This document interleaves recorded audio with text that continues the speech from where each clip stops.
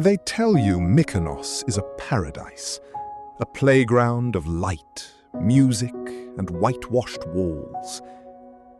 But the ancient Greeks knew better. They didn't come here to celebrate. They came here to remember a war. Look closely at the landscape. These aren't just boulders. According to legend, you are walking on a graveyard of the gods.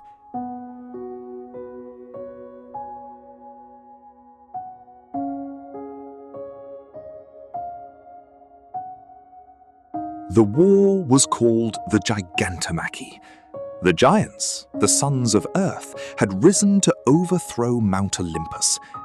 They were invincible until they met Hercules. Hercules didn't just defeat them, he trapped them. He lured them to this specific island, far from the protection of their mother, Gaia. When they fell, the weight of the island was used to pin them down forever. Mykonos isn't just an island. It's a lid on a tomb.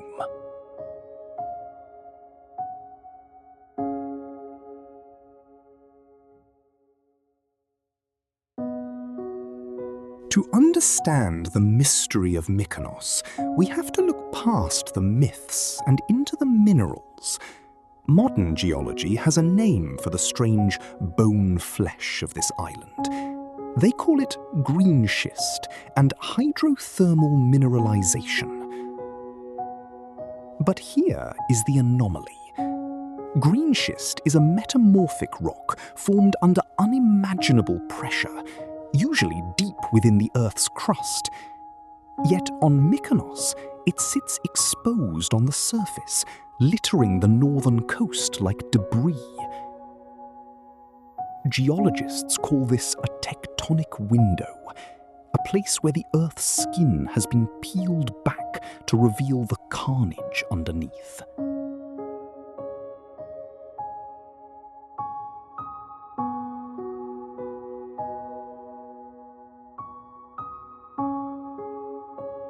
Look at the textures of the boulders at Aegean Spilianos.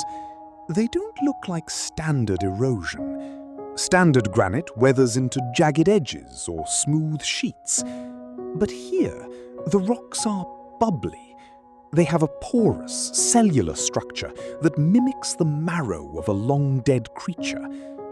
Scientists argue this is the result of atmospheric weathering, wind and salt spray eating the rock over millions of years. But if this is just wind, why does it only happen in these specific circular clusters?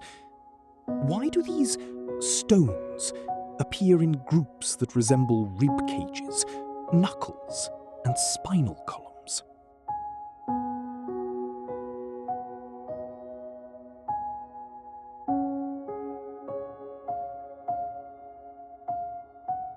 Then there is the heat.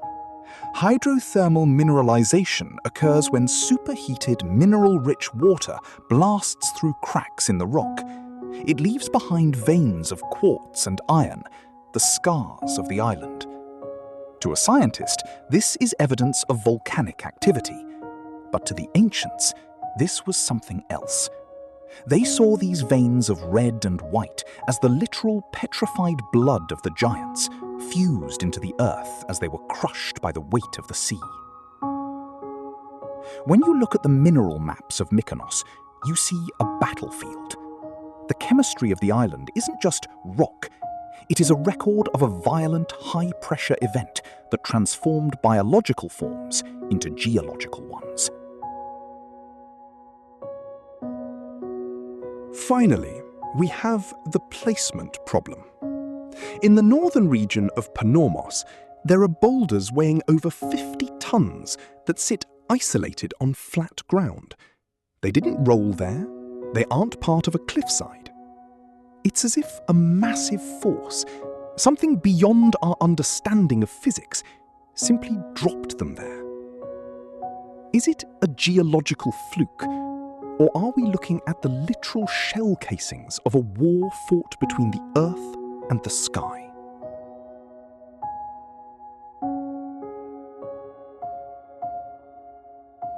Just 2 miles away lies Delos, the birthplace of Apollo. It was so sacred that no one was allowed to be born or die there. It was the island of life.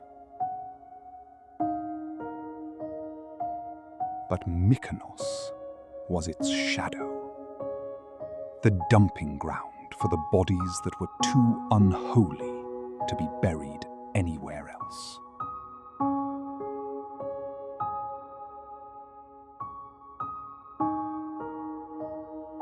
Next time you stand on these shores, look past the music and the lights.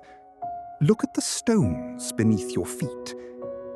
Are we looking at a geological anomaly? Or are the giants of Mykonos simply waiting to wake up? Subscribe for the full investigation. This is Looming Legacies.